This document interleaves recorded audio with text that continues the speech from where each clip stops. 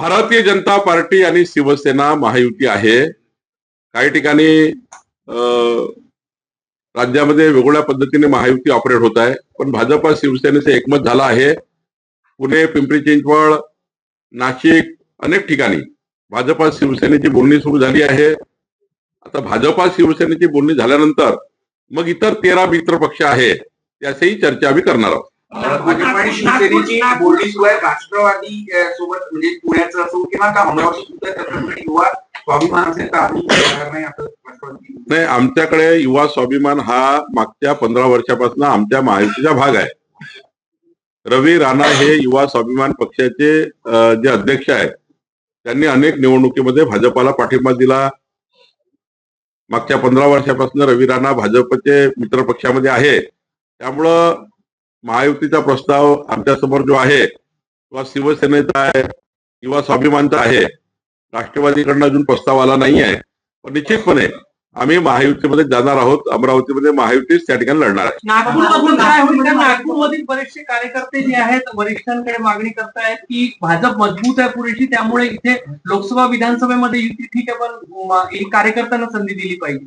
नागपूर असो की मुंबई असो, भाजपा जरी मजबूत राहिली तरी शिवसेना हा त्या ठिकाणी पहिल्यापासून मागच्या 30 वर्षापासून नैसर्गिक मित्र पद्धतीने आमच्यासोबत काम करतायत.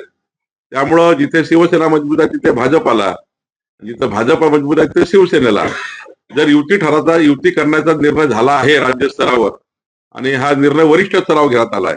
त्यामुळे मला वाटतं आता किंतु परंतु ठेवण्याची गरज नाही. अजितदादांनी पिंपरी चिंचवडमध्ये म्हटलं मी सर्व काही पणाला लावेल आणि भाजपच्या ज्या स्थायी समितीच्या अध्यक्ष सीमा सावळे यांनी अजितदादाच्या नाही, मला असं वाटतं की त्यांचा पक्ष त्यांनी कसा चालवायचा, त्यांनी निवडणूक कशी जिंकायची, निवडणुकीमध्ये यश पराजय जे काही होईल ते होईल, पण निवडणूक तर निवडणुकीच्याच तत्वावर जिंका लागतं किंवा निवडणूक लढावी लागतं. त्यामुळे त्यांना त्यांच्या पक्षाचा पूर्ण अधिकार आहे. त्यांचा निवडणूक कशी लढावी त्यांनी त्यांचा पूर्ण निर्णय घ्यायचा आहे. त्यामुळे त्यांनी काय केलं यावर मी बोलण्यापेक्षा आमची तयारी काय आहे, तर आमची तयारी ही आहे की 51% मतं घेऊन 2/3 बहुमताने जिंकायचं आहे. आम्ही महायुती चांगल्या पद्धतीने महाराष्ट्रात येऊ आणि महायुती या ठिकाणी महाराष्ट्रामध्ये लोकांची पसंती आहे. आदित्य ठाकरे पिंपरी चिंचवडमध्ये राष्ट्रवादीचा महापौर अजितदादा म्हणतात. अजितदादाला राष्ट्रवादीचं वाटतं, आम्हाला भाजपचं वाटतं. त्यामुळं जनता निर्णय करेल पिंपरी चिंचवडची कोणाचा महापौर बनवायचा. आदित्य ठाकरेच्या उपस्थितीमध्ये मेळावा होत आहे असं ठरतंय त्यांच्यामध्ये की आदित्य ठाकरेंना मुंबई आणि उर्वरित महाराष्ट्रामध्ये उद्धव ठाकरे आदित्य ठाकरेंना कुठं प्रमोशन दिलं जात आहे. उद्धवजी जेव्हा मुख्यमंत्री होते तेव्हाच त्यांनी आपल्या मुलाला प्रमोट केलं होतं. त्यात नवीन काय? वडील जेव्हा मुख्यमंत्री होते मुलाला मंत्री केलं याचा अर्थ तुम्ही तेव्हाच प्रमोट केलं होतं. नवीन काय? आणि ज्या पद्धतीने आदित्य ठाकरे हे काम करतात आहे, नवीन नेतृत्व आहे, त्यांना संधी आहे, संधीचं सोनं करावं एवढंच म्हणणं आहे. मुंबई वाचवा यासाठी पोस्टर लागलेले होते, ते पोस्टर काढून टाकण्यात आले. त्यावरून संजय राऊतांनी टीका केली की आचारसंहिता फक्त शिवसेनेसाठी आणि मराठी माणसासाठीच आहे का, सत्ताधाऱ्यांसाठी नाही. राज्य निवडणूक आयोगाने जेव्हा आचारसंहिता लागली तेव्हा सर्वाधिक पोस्टर काढले, आम्ही आमचे काढून टाकले. ज्यांनी काढले नाही त्यावर कारवाई झाली असेल. आम्हाला तेवढी शिस्त आहे. आचारसंहिता लागल्याबरोबर भाजपच्या युनिटने आपापल्या गावात जाऊन तुम्ही बघा नागपुरात काढले की नाही काढले आम्ही. त्यामुळे आम्ही आपले काढले, ज्यांनी नाही काढले म्हणून कारवाई झाली. त्यात काही तुम्ही काढायला पाहिजे ना. राज्य आपल्या निवडणूक आयोगाला गरज पडू नये काढायची, कलेक्टरला गरज पडू नये. आपापल्या पक्षाचे आपापल्या नेत्यांनी आचारसंहिता लागली की साधा नियम आहे, काढले पाहिजे. आम्ही काढले, त्यांनी काढले नाही म्हणून कारवाई झाली. गुलाबराव पाटलांनी जळगावमध्ये म्हटलं तर सन्मान दिला नाही तर आम्ही सोबत. गुलाबराव पाटील ते तर स्वभावाप्रमाणे बोलत असतात, पण माननीय देवेंद्रजी, माननीय एकनाथजी, आम्ही सर्व बसलो होतो. त्यामध्ये महायुतीचाच निर्णय झाला आहे. मुंबई अमित शहाच्या याच्यात जाऊ देणार नाही, कशात जाऊ देणार आहे असं संजय राऊत म्हणतात. आणि तो डकेत कोण आहे ते माहिती आहे, डकेत कोण आहे ते माहित आहे. असं आहे की त्यांना बोलायला काही मुद्दे नाही. त्यांना मुंबईच्या विकसित मुंबईचा प्लॅन काय माहिती नाही. त्यांच्याकडे डेव्हलपमेंटचा अजेंडा नाही. सकाळी झोपून उठल्यापासून झोपतपर्यंत टोमणे मारायचा त्यांचा कार्यक्रम आहे. टोमणे मारत राहतात. त्यांनाही माहिती आहे महाराष्ट्राची मुंबई, मुंबई महाराष्ट्राची सारं जोपर्यंत चंद्र सूर्य आहे तोपर्यंत मुंबईला महाराष्ट्रापासून कोणी वेगळं करणार नाही, हे माननीय मुख्यमंत्री एकनाथ शिंदेजी, देवेंद्रजी, या राज्याच्या सर्वच 14 कोटी जनतेला वाटत आहे. आणि त्यामुळं हे जे आहे ना, हे फक्त काहीतरी दिवसभर टीव्ही मध्ये दिसलं पाहिजे, दिवसभर चाललं पाहिजे, काहीतरी लोकांनी आपल्याला ते सकाळी फेसबुकवर कॉमेंट केले पाहिजे, काहीतरी आपले लाईक्स डिसलाईक राहिले पाहिजे लोकांमध्ये, म्हणून ते करत राहतात. माननीय मुख्यमंत्री देवेंद्र फडणवीसजींनी मला महसूल खात्याची जबाबदारी दिल्यानंतर या राज्यामध्ये 60 लाख परिवारांना तुकडेबंदी कायद्यामुळं ज्यांचे घर कायदेशीर होत नव्हते त्या 60 लाख परिवारांना त्यांचे घर कायदेशीर करण्याबाबतचा मार्ग आम्ही मोकळा केला. एनए मध्ये सनद नावाचा एक डॉक्युमेंट असायचं, ज्या डॉक्युमेंटसाठी लोकांना घरं बांधताना, औद्योगिक विकास करताना, व्यावसायिक विकास करताना अडचणी तयार व्हायचा. सनद आता काढून टाकली. त्यामुळे आता केवळ प्रीमियम भरलं तर कुणाच्याही घरी, कुणाच्या ऑफिसमध्ये जायची गरज नाही, तहसीलदार एडीओ कडे जायची गरज नाही. प्रीमियम भरलं की ऑटोमॅटिक सनद आणि एनए हे या ठिकाणी घेण्याची गरज नाहीये. हा निर्णय जवळपास या राज्यातल्या सर्वच औद्योगिक, कॉमर्शियल आणि रेसिडेन्शियल यूज करणाऱ्या त्या आरक्षणाच्या मध्ये असलेल्या लोकांना याचा फायदा होणार आहे. खर तर पुढच्या काळामध्ये अनेक गोष्टी आम्ही करण्याचा विचार करतोय. जे क्लिष्ट महसुली कायदे आहेत त्यांना सुधारणा करण्याचा आपण निर्णय करतोय. शेतकऱ्याच्या शेतात पांधन रस्ते बांधकामाकरता मुख्यमंत्री बळीराजा पांधन रस्ते योजना आम्ही आणलेली आहे. विद्यार्थ्यांना आता त्यांच्या डॉक्युमेंट करता स्टॅम्प पेपर लागणार नाही.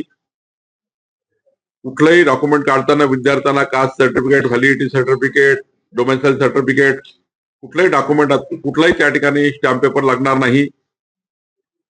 आपसामध्ये जर वाटणी करायची असेल वडिलोपार्जित प्रॉपर्टीची, त्याला 500 रुपयांमध्ये त्याची रजिस्ट्री होईल. त्याला मुद्रांक शुल्क किंवा कुठलीही स्टॅम्प ड्युटी लागणार नाही. असे 38 निर्णय आमच्या खात्याने घेतलेले आहे. खरं तर एक महसूल विभागामध्ये जनतेच्या मालमत्तेचं रक्षण करण्याची जबाबदारी या खात्याची आहे. त्यामुळं जे सरकारी जागेवर लोक बसलेले आहेत त्या लोकांना 2011 पूर्वी जे लोक ज्या जागेवर बसले आहेत त्यांना त्याच ठिकाणी पट्टेवाटप करून त्यांना घरं देण्याची योजना आपण करतो आहे. सोबतच विदर्भातील झुडपी जंगल जागेमध्ये 2 लाख परिवार होते, त्या परिवारांना त्या घरांचं प्रोटेक्शन मिळण्याकरता, त्या घरांचे पट्टे वाटप करण्याकरता सुप्रीम कोर्टमध्ये आम्ही गेलो. सुप्रीम कोर्टकडून मान्यता मिळाली. आता 2 लाख घरं हे कायदेशीर होणार आहे. असे अनेक निर्णय, म्हणजे जर महसूल खात्याचा विचार घेतला, म्हणजे महसूल खात्याचा पूर्ण आपण वर्षभराचा हा प्रवास बघितला तर मला वाटतं 3 ते 4 कोटी नागरिकांना वेगवेगळ्या पद्धतीने त्यांच्या मालमत्तेबद्दलचे जे अनेक वर्ष राज्य सरकारकडे विषय प्रलंबित होते, जवळपास 4 कोटी लोकांना आम्ही वेगवेगळ्या योजनेतनं या ठिकाणी लाभ पोहोचवण्याचा आम्ही या ठिकाणी प्रयत्न केला आहे. मला वाटतं आमचं सरकार, देवेंद्र फडणवीसचं सरकार हे विकसित महाराष्ट्राकरता काम आम्ही करतो आहे. आणि मला विश्वास आहे की पुढच्या काळात महसूल खातं हे राज्यातलं तर आपलं अग्रगण्य खातं आपण करूच, पण देशामध्ये या ठिकाणी ज्या काही आधुनिकीकरण आहे त्या आधुनिकीकरण स्वीकारून या ठिकाणी आम्ही पुढे जाऊ. महत्वाचं आधुनिकीकरण आम्ही मोजणी खात्यामध्ये करतोय. जे मोजणी खातं 1.5 2 महिने शेतकऱ्याची मोजणी होत नाही, त्या मोजणीबद्दल त्या ठिकाणी एक नवीन आधुनिकीकरण आणून डेटा सेंटरच्या माध्यमातून, GIS सेंटरच्या माध्यमातून आंध्र प्रदेश, कर्नाटकमध्ये ज्या पद्धतीने आधी मोजणी मग रजिस्ट्री मग त्या ठिकाणी फेरफार, हा जो अत्यंत महत्वाचा बदल अनेक राज्यांनी केला आहे. आमचेही राज्य आधी मोजणी 15 दिवसामध्ये मगच रजिस्ट्री. कारण मोजणी आणि रजिस्ट्रीच्या त्या ठिकाणी आराजीमध्ये कमी जास्त फरक राहू नये म्हणून मोजणी केल्यानंतर रजिस्ट्री केल्यानंतर तुमचे म्युटेशन, फेरफार अशा याच्यावर राज्य आणण्याचा आमचा विचार आहे. महसूल खातं हे बऱ्यापैकी पुढच्या काळातही या वर्षभर जे आम्ही केला आहे, पुढच्या वर्षी जनतेला या घेतलेल्या निर्णयाचा लाभ कसा होईल, घेतलेले निर्णय खालीपर्यंत कसे इम्प्लिमेंट होतील, घेतलेल्या निर्णयाचा उपयोग शेतकऱ्यांपर्यंत कसा पोहोचेल, याच्याकरता आम्ही काम करणार आहोत. सर्वजणांच्या निजामच्या इथे पण काही शेती पण आपण एक महत्वाचा निर्णय घेतला 70,000 लोकांना फायदा. मराठवाड्यामध्ये 70,000 परिवार असे होते ज्यामध्ये निजामकालीन नाव त्यांच्या जमिनीवर होते. परवाच्या जो आपण त्या ठिकाणी सभागृहामध्ये कायदा आणला त्यामध्ये मदतमास मध्ये ज्या जमिनी होत्या त्या जमिनीला आता आपण फ्री होल्ड केलं. एकही पैसा न घेता 70,000 परिवाराच्या जमिनी म्हणजे घरं राजुरा शहर ज्यावर आहे, आता राजुरा शहर सर्व शहर हे निजामाच्या जागेवर आहे. असे अनेक शहर आहेत त्या ठिकाणी, अनेक गाव आहेत, नांदेडमध्ये आहेत, मराठवाड्यात आहे. त्या सर्व घरांची आता प्रॉपर्टी फ्री होल्ड केली आणि ही घरं त्या जे लोक त्या घरी राहतात त्यांच्या नावाने करून देण्याचा निर्णय महसूल खात्याने केलाय. लोकांना कळतं असे समीकरण का तयार होतात. जेव्हा जनाधार संपतो, जेव्हा तुमचा आधार संपतो, तेव्हा असे समीकरण तयार होतात. असं आहे. त्यांना एकत्र यायला काही मनाई नाहीये, त्यांना आमच्या शुभेच्छा आहे. पण विजन काय? 45 वर्ष उद्धव ठाकरेजीकडे महापौर होता मुंबईचा. देवेंद्र फडणवीस एकनाथ शिंदेला यावं लागलं. मुंबईचा संपूर्ण विकास मुंबईची आज बघा, जगातला कुठलाही व्यक्ती होता, तुम्ही जाऊन बघा मुंबईला. 10 वर्षापूर्वीचे गुगलवर मुंबई, तुम्ही MRSAC काढा मुंबई 10 वर्षापूर्वी, 15 वर्षापूर्वी काय, 2014 पूर्वीची मुंबई काढा आणि 2024 ची मुंबई काढा.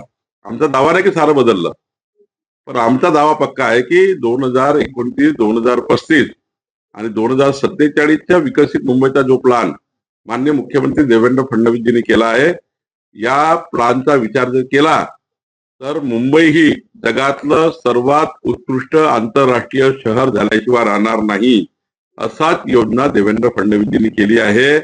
या योजनेसमोर मतं मागणारे फिके पडणार आहे, त्यांची जमानत जप्त होणार आहे आणि म्हणून त्या पद्धतीनं ते वक्तव्य करतात. मुंबईमध्ये दोन्ही ठाकरे बंधू एकत्र येणार आहे अशा पद्धतीची चर्चा सांगितलं आता मी. आणि दुसरीकडे ते वर्षा गायकवाड म्हणतात की आम्ही मारहाण करणार सोबत जात नाही, त्यामुळे कुठेतरी महाविकास आघाडी त्यांना सर्वांना शुभेच्छा आहे. त्यांना वेगळं लढण्याच्या शुभेच्छा आहे, यांना एकत्र येण्याच्या शुभेच्छा आहे.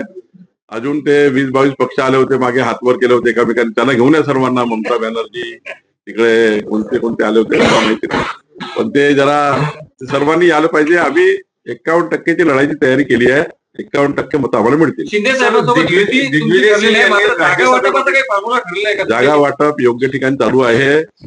जेव्हा तुम्हाला जागा वाटपाचा फॉर्म्युला समोर येईल तेव्हा तुम्हाला आनंद होईल. बावनकुळे साहेब, दिग्विजय सिंग यांनी राज्यसभेमध्ये एक मागणी केलेली आहे की जेव्हा एखादा पक्ष तुटतो तेव्हा चिन्ह गोठवलं जातं, पण महाराष्ट्रात शिवसेनेचं चिन्ह एकनाथ शिंदे यांना तर राष्ट्रवादीचं चिन्ह अजित पवारांना दिलं. जो आमदार खासदार पक्ष सोडून जातो त्याला 6 वर्ष निवडणूक लढण्याची संधी द्यायला नको, अशा प्रकारची मागणी केली. मागणी करायचं कामच आहे. कायदे काय आहे? केंद्रीय निवडणूक आयोगाने जेव्हा चिन्ह दिलं राष्ट्रवादी अजितदादांना, एकनाथ शिंदे धनुष्यबाण, त्यामध्ये काही कालपर्वा नवीन कायदा तयार केला का? संविधानाने जे तुम्हाला कायदे दिले, केंद्र निवडणूक आयोगाकडे जे कायदे आहेत त्या कायद्याने होत असतं. आणि आता हायकोर्ट, सुप्रीम कोर्ट मध्ये काही चालूच आहे. त्यामुळे जे काही चिन्ह मिळालं ते कायद्याने मिळालेले आहेत. त्यामुळे तुमचा पक्ष जेव्हा शेवटी पक्ष म्हणजे काय, तुमच्या पक्षात असलेले लोकप्रतिनिधी तुमच्या सोबत किती आहे आणि वेगळे किती झाले, तर कायदा आहे. केंद्र अनेक सुप्रीम कोर्टाचे निकाल आहेत, यामध्ये सुप्रीम कोर्टाचे निकाल, केंद्रीय निवडणूक आयोगाचे कायदे, याचा आधार घेऊन हे सारं त्या ठिकाणी निवडणुकीचे चिन्ह एकनाथजी आणि अजितदारला मिळाले आहे. बावनकुळे 29 महानगरपालिकेच्या सगळ्या निवडणुकीमध्ये 29 पैकी किती महायुती सर्व जिंकणार आहे.